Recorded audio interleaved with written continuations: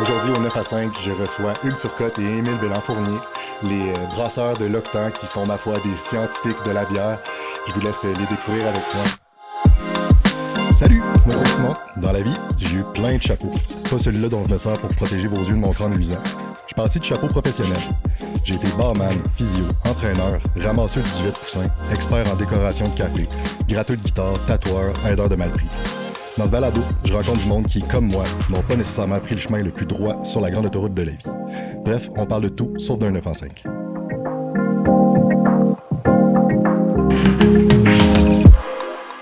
Bon. Hey, salut les gars, comment ça va? Salut man, ça va toi? Ça va, je suis vraiment très content d'être avec deux brasseurs. C'est quelque chose qui m'intéresse beaucoup parce que clairement, la bière, c'est délicieux. Puis vous faites de la bière délicieuse en plus. Merci. Puis je suis vraiment juste curieux de savoir comment ça se fait une bière en général, puis c'est quoi être brasseur. Dans le fond, j'ai envie de parler de vos vies.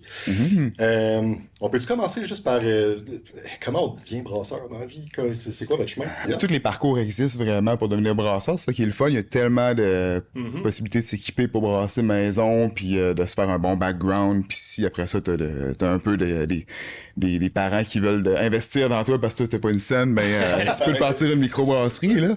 Pas nécessairement qu'elle va marcher, mais tu peux devenir brasseur sans nécessairement avoir de formation. Okay. Moi, j'ai étudié en transformation alimentaire à l'Université Laval. OK. J'avais déjà un background pour tout ce qui est chimie, physique, sciences alimentaires. Puis j'ai fait après ça un programme cours en gestion de projet ici à l'UQAM pour plus niveau justement gestion d'une entreprise. Puis ouais, c'est ça. Fait que de cette façon-là, je me sentais plus sécuritaire pour partir d'une entreprise puis avoir un bon background.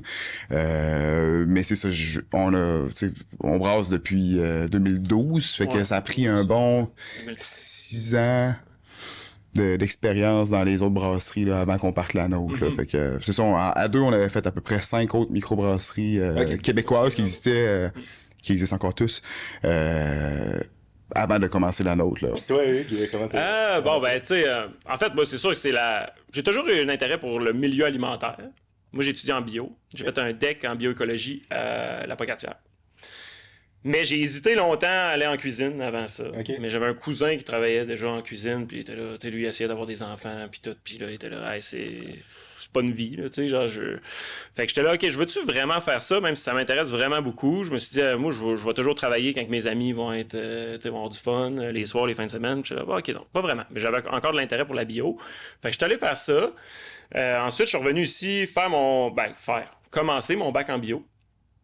Puis là, au même moment, il y avait l'émission, je sais pas si ça vous dit quelque chose, là, mais qui s'appelait Ça va brasser, à VTL dans le temps. En tout cas, c'était une émission qui faisait, vu que le milieu brassicole était vraiment en expansion, il avait décidé de faire une émission là-dessus qui passait à VTL. Puis c'était vraiment, vraiment super intéressant. Il rencontrait des brasseurs, les produits, puis toutes ces affaires-là. Fait que là, j'ai fait, aïe, là, ça mixe un peu mes passions, la biologie, la chimie, le domaine alimentaire, tu sais, je pense que je pourrais peut-être aimer ça, mais j'avais aucune expérience en brassage. Je savais qu'Émile brassait.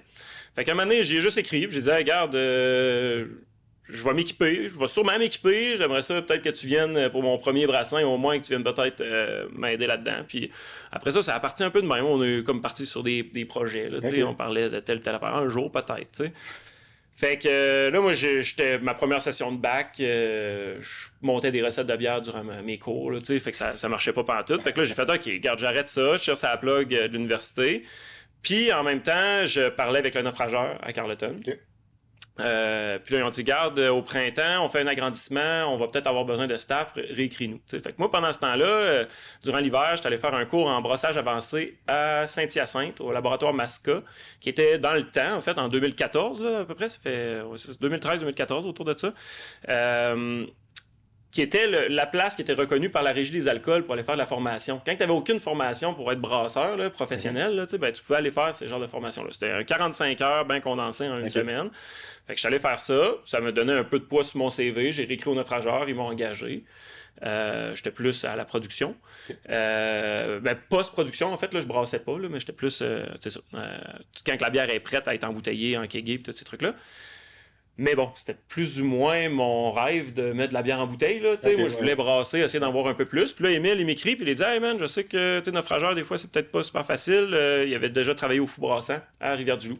Puis là, il dit, il cherche quelqu'un, pour être brasseur. Fait que j'étais pas brasseur, mais je me rapprochais un peu de ce que je voulais faire, Fait que j'ai appliqué, puis j'ai eu la job aussi là. Fait que j'ai passé une couple d'années là. Puis après ça, complémentairement, en tout cas en même temps, on montait le projet de l'Octan. OK. Fait que, en parallèle.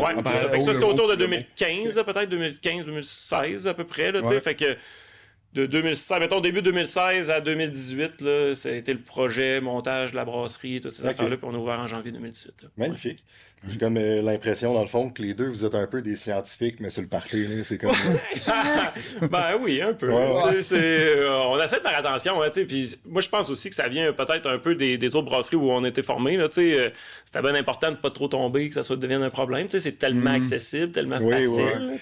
C'est genre une des affaires que je voulais amener avec vous autres, votre relation par rapport à l'alcool. Ouais, c'est ça. Ouais, ben je dirais au travail, on est tellement... Ouais, on est smooth, là. On est smooth, Surtout qu'on travaille beaucoup l'avant-midi, fait que c'est sûr que... mais on boit quand même un peu, mais tu sais... Il faut que vous goûtiez à vos produits. Exact. Contrôle de qualité, c'est sûr. Exact. Mais je dirais en moyenne peut-être 1 à 2 bières par chiffre. Là. Ouais, c'est ça, on les sépare, là. Ouais. C'est ça. Mais ouais, on connaît du monde que c'est pas mal pire. Du monde, ça brosse tout le temps. Là, il y a même des journées qu'on boit même pas. Là, ouais, exact. Mais une bonne fois par semaine, j'aime ça quand même lever le coude un petit peu. Je viens de Rimouski puis gaspésien à la base. Mais mon sang est teinté de mauvaises habitudes. Là, mais... c'est des mauvaises habitudes qui ont venu par être payantes. Cool.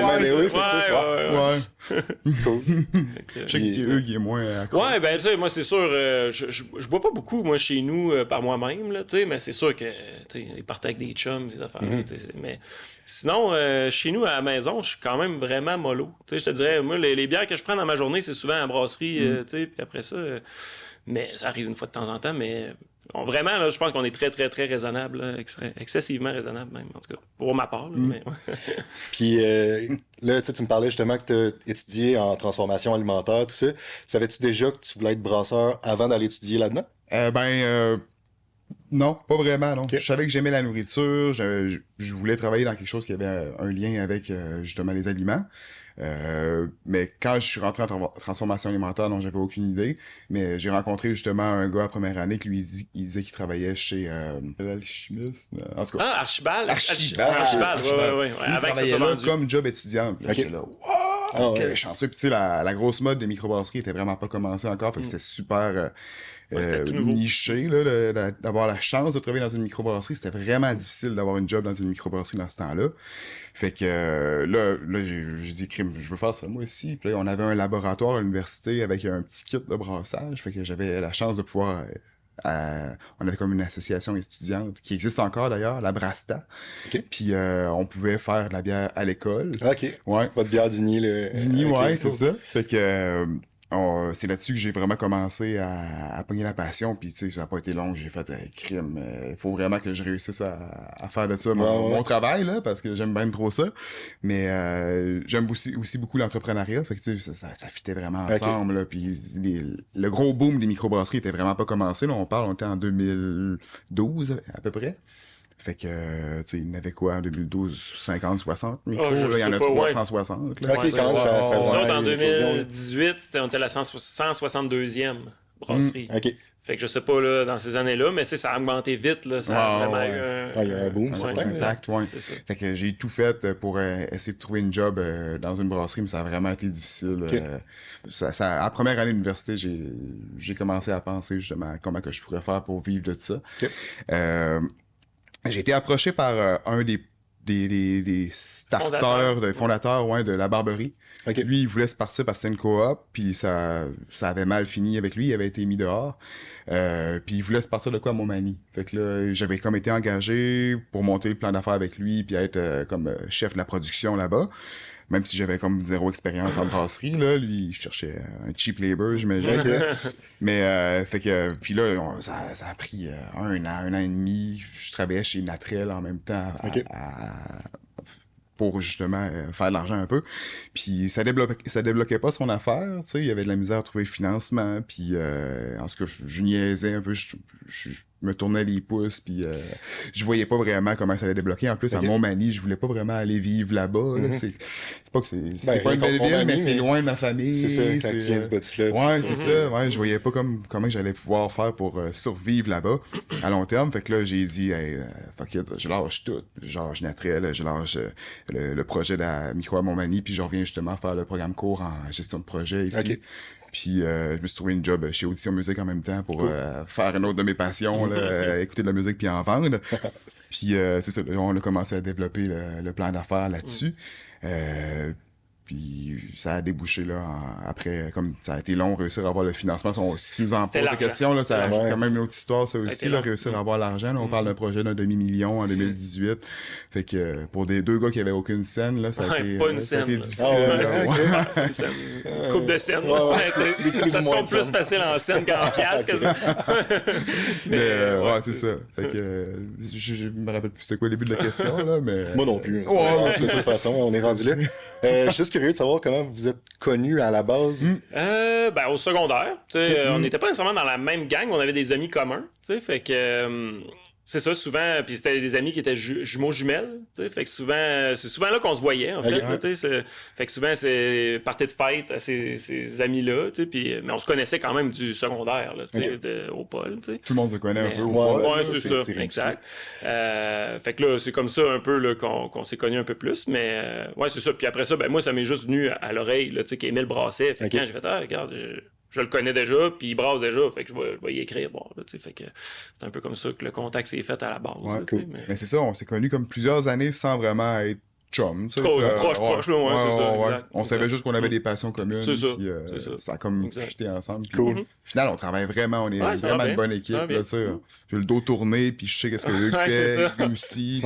On perd aucune minute dans notre journée. Émile est plus business, il disait qu'il est plus entreprise, il y avait la passion de l'entrepreneuriat. Moi, je pense pas que j'aurais été entrepreneur si j'avais pas eu la bière dans ma vie. Je pense pas, là, tu sais. J'ai toujours été un gars plein de projets, là. J'aime ça, gérer des affaires puis tout, mais tu sais, je pense pas que je serais allé là. Puis là, c'est juste que je voyais l'opportunité aussi à Rimouski, toutes ces affaires-là. Fait que j'étais là, OK.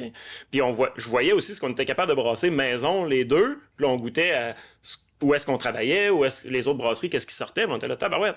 Je pense qu'on serait capable de tirer notre épingle. Puis à Rimouski, je pense qu'il y avait de l'espace pour ça aussi là, dans ces années-là. Fait que c'est ça qui a fait en sorte qu'on a décidé de revenir puis de s'installer ici puis de vraiment lancer le projet. Ouais. Magnifique. Puis si on parle de votre quotidien, là, justement, vous parliez que vous faites confiance aveuglément un à l'autre, puis qu'il y en a un qui gère plus un côté que l'autre. Comment ça se passe, ça? Qu'est-ce que vous faites? Maintenant, je parle de hier. Ben ouais, on rentre pas mal tout le temps à 8h30 le matin. Eux, ils arrivent tout le temps un peu d'avance. Ouais, je prépare la brasse, je prépare les affaires. Souvent, les grains sont pas pesés, ces trucs-là. Fait que je prépare un peu la brasse. Puis, les pH de l'eau. Ouais, c'est ça. Exact. Des détails techniques pour brasser. En même temps, gênez-vous pas d'aller là-dedans. Moi, ça m'intéresse beaucoup. Je suis juste curieux de voir comment ça se passe. Une petite, c'est quoi une journée de brasse, là? Parce que, tu sais, chaque journée est pas pareille, mais tu sais, mettons. Vas-y. C'est ça, on pèse les grains, on commence à faire le mash là, de la bière, c'est-à-dire de mélanger de l'eau chaude avec le grain concassé pour pouvoir faire transformer les sucres dans les céréales, dans le fond. Parce que les céréales maltées, ils ont des sucres trop complexes pour être fermentés par les levures. Si on peut dire c'est comme si les sucres étaient trop gros. Fait que les chaînes de sucre étaient trop gros pour être métabolisés par les levures. Fait que pour produire de l'alcool à partir de ces sucres-là. Fait que le mash, lui, il y a des enzymes qui vont aller juste comme couper le sucre en plus petites chaînes. Puis ça, les levures vont être capables après ça de transformer ces sucres-là en alcool. Dans le fond, c'est le maltose. Puis le fructose, il y a plusieurs types de sucres là, dans tout ça. Là, mais je les connais pas tous. Mais ouais. Fait que le mash, ça dure à peu près 1 heure, l'empâtage en français, c'est le mash, M-A-S-H. Empâtage, ouais. Ça dure 1 heure de temps à peu près, le temps que toutes les enzymes aient fait leur travail là-dedans. Après ça, on tue ces enzymes-là, fait qu'on monte la température à 76 degrés Celsius, fait que ça inhibe toute activité enzymatique pour plus qu'il y ait de travail qui se fasse. Est-ce que plus haut que 76, tu tues ta bière? Il peut avoir des saveurs bizarres. C'est ça. Qui vont sortir, Des tanins, des amertumes, Ouais. des trucs. Fait que tu veux pas trop le chauffer non plus. Là, c'est juste Ouais, de c'est trouver, plus autour de 76 là, que. En tout cas, 75, ça marcherait aussi. Ok, Mais, c'est bon. Puis le mash, c'est autour de entre 60 et 69, là, même 70. Là, plus qu'on mâche haut, plus qu'il va y avoir de sucre non fermenticible, plus que la bière va être sucrée et ronde. Là, OK. Fait que, plus qu'on mâche bas, plus que les sucres vont être fermenticibles. Je Ça va faire l'ai des dit bières tantôt, sèches. vous êtes des scientifiques sur le party, là, mais là, c'est là qu'on comprend. Là. OK. Ouais. Fait après le mash, puis justement, tuer les enzymes. Les enzymes, ouais, ce qui s'appelle le mash out. Là, on transfère tout ça dans une cuve filtre pour séparer les céréales du mou, OK. le jus sucré, dans le fond. Fait que dans cette cuve-là, il y a un faux fond, qui est des grilles avec des micro-parois là, pour laisser passer juste le liquide et non les céréales. Fait que ça, on va rincer tout ça, puis tirer tout le jus dans une autre cuve, la cuve d'ébullition. OK. Fait que cette étape-là, on est rendu pas pire. Là. Avant, ça pouvait nous prendre 6 heures. Là, on est Emile a rendu, développé une on technique. est rendu à Là, une heure de temps. c'est là. fou, on Ok, transfère. vite, ouais. On finissait des fois à 7-8 heures le soir, puis on finit rarement après 2 heures. Là, Ouais. tu sais, Ouais, non, c'est fait que ça- c'est Ah ouais, OK, Ouais, cool. on cherche à l'efficience ouais, le c'est plus possible. OK. Fait que là, on transfère tout ça dans la cuve d'ébullition. C'est tout quasiment des étapes d'une heure. L'ébullition, ça dure une autre heure. Puis comme n'importe quel cuisinier, t'as un beau liquide qui bouille, tu sais, tu vas rajouter des ingrédients dedans de temps en temps. Là. Fait que là, c'est là on peut mettre du houblon. Le houblon, plus que tu le fais bouillir de temps, plus qu'il va dégager d'acide iso-alpha. Puis ça, c'est ce qui est... dans le fond, c'est que l'acide alpha n'est pas soluble dans un liquide.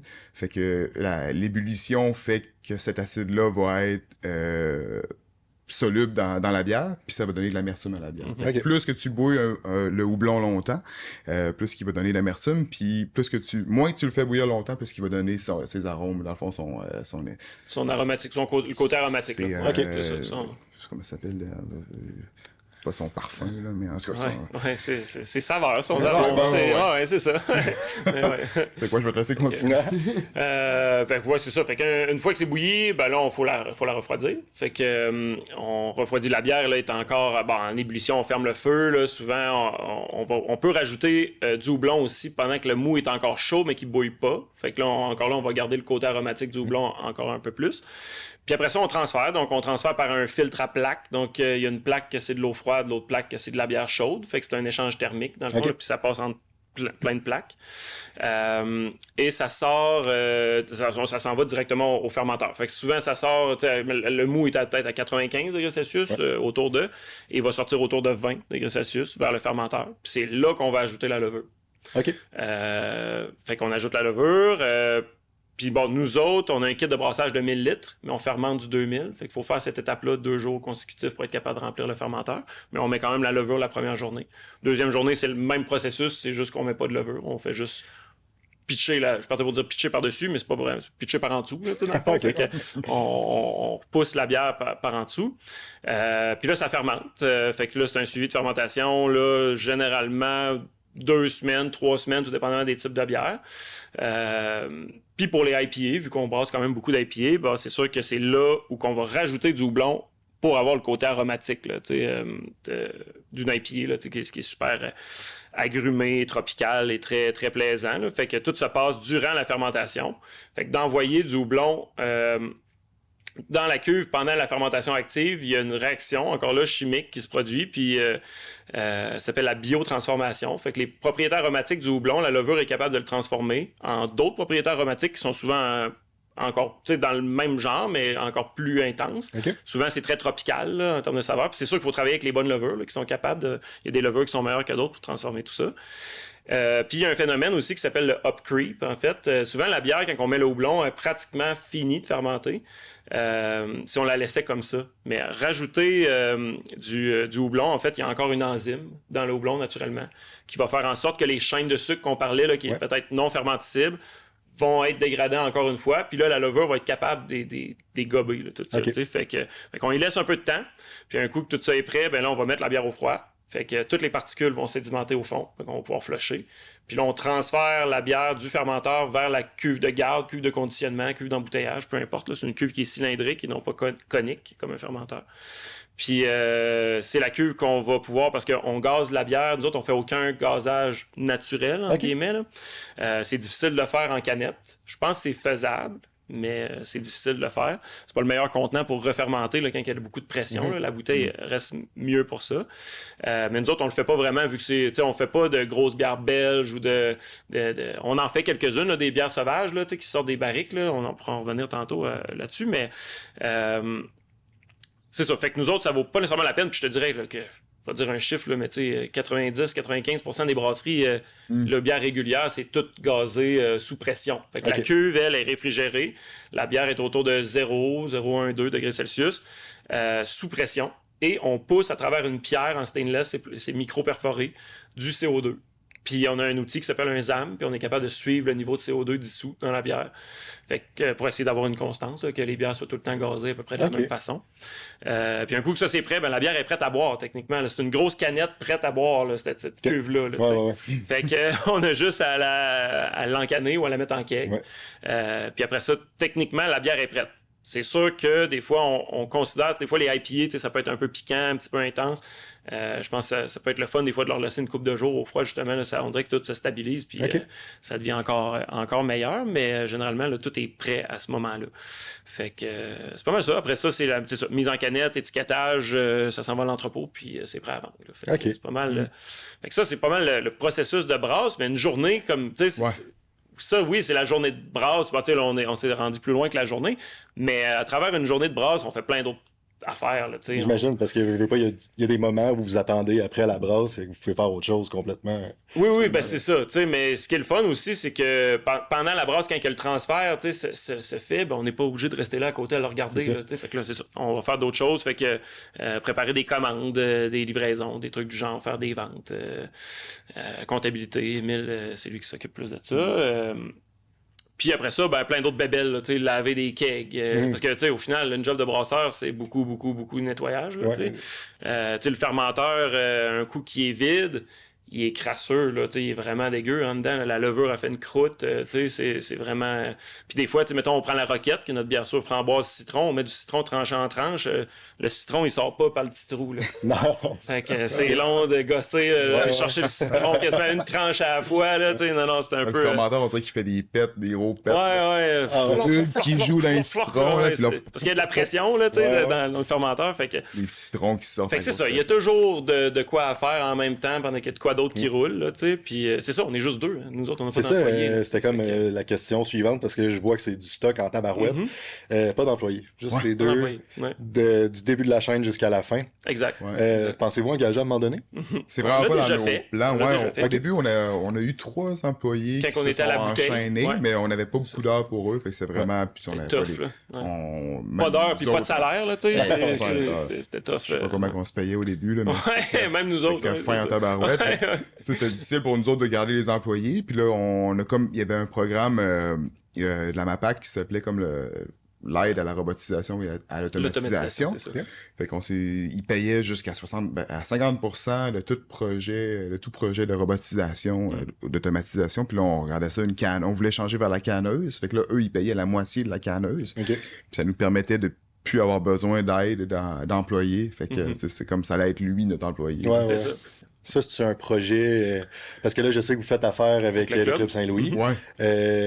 Ouvrir votre propre pub, c'est-tu dans plus les ou moins, en tout cas, ça n'est plus, là, tu sais, on y avait pensé justement parce que quand les ventes ont commencé à dropper, la distribution à l'extérieur, c'est difficile. On s'est dit, ben là, il va falloir faire un move. Puis le pub, on y avait pensé au début. On l'avait comme éliminé. Mais là, ça revenait dans nos têtes parce que justement, c'est une façon d'aider à payer les fins de mois. Là. Ah oui, c'est ça. Mais c'est pas quelque chose qui nous tentait plus que ça. Là, de recommencer à avoir des employés, à travailler la fin de semaine, le soir, gérer un resto. Puis c'est un art, la restauration puis le service. Puis on le maîtrise pas. On le maîtrise pas. Fait que, toujours été des gars de travailler en production de brasserie. Là. Même si on travaillait dans des micros, on faisait pas d'heures de service. Là, fait que c'est un peu ça. Fait que là, tu sais, mais on regardait ça quand même. On a visité des locaux, on était vraiment comme là-dedans. On n'a pas eu de coup de cœur, on se donnait comme peut-être une autre année. Là, on se disait, regarde, on va voir dans l'année qui s'en vient. Puis ça faisait quelques années, 2 ans peut-être, qu'on travaillait avec le Manche-Grenouille, dans le fond, puis, parce que le Club Saint-Louis, ça appartient au Manche-Grenouille. Fait que c'est ça, fait qu'ils sont venus nous voir, puis on dit, regardez les gars, on a un projet pour vous autres. Pour vous autres. Pour nous autres et pour vous autres. Fait que ça serait 8 lignes de bière en fût de l'Octan, puis elle dit, ce serait nous autres qui ferions la gestion. Ça serait notre projet, ça nous appartient pas, on n'a pas de part dans le Club Saint-Louis. Mais il disait, là, c'est ça, il nous demandait, il disait, en contrepartie, voulez-vous ouvrir un pub? Nous autres, on le fera peut-être pas si jamais vous avez ces projets-là. Puis là, on a fait, ben là, c'est une fleur que vous faites, là, c'est capoté, là. On est vraiment content. Puis bon, ben là, je comprends que vous avez aussi votre horaire qui est quand même vraiment smooth de ce temps-ci, vous êtes bien en vie. Ça, c'est-tu parce que vous avez commencé à avoir des familles, puis vous avez besoin d'un peu de temps familial? Je sais que tu ouais. Tu étais au courant, j'ai eu un petit bébé en 2023.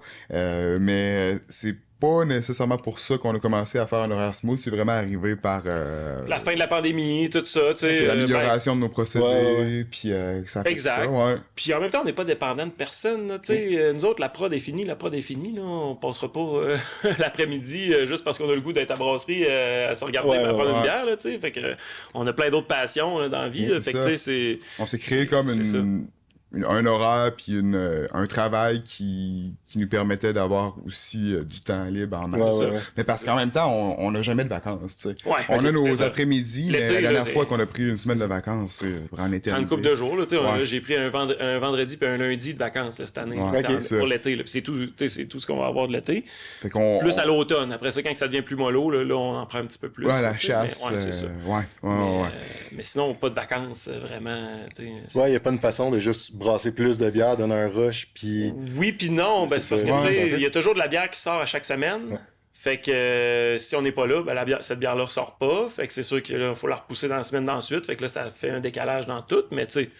C'est possible, c'est des choses qu'on fait des fois aussi. Là. On donne un rush de prod. Puis, faut juste, c'est ça que nos clients sont habitués qu'on les livre aux 2 semaines. Parce que c'est nous autres qui on fait la livraison. Mettons de Presse à Saint-Fabien. Nous autres, avec nos chars, on fait notre livraison. Fait que c'est sûr que si on prend des vacances, ben eux, ils vont attendre la bière aussi. Fait qu'il faut comme qu'on leur envoie plus d'avance. C'est ça. Faut qu'ils soient prêts de l'accepter, d'augmenter leur stock. Fait que, on est un petit peu lié à ça, là, fait que c'est difficile pour nous de prendre des vacances, mais on va trouver une façon un moment donné justement la famille ça pousse, fait que là un moment donné il va falloir que, parce que là il est jeune encore, puis ça te donne à rien de prendre 2 semaines de vacances, il s'en rappellera même plus là. Mais un moment donné, il va aller à l'école, puis tu sais, il va falloir qu'on trouve des moments pour avoir une vie familiale aussi, là, c'est sûr. Mais non, moi j'ai pas d'enfant. Mais encore là, plein de projets, jardin, tout le kit. Je meuble amplement mon temps personnel, là, mais c'est ça. Fait que, voilà, c'est un peu ça.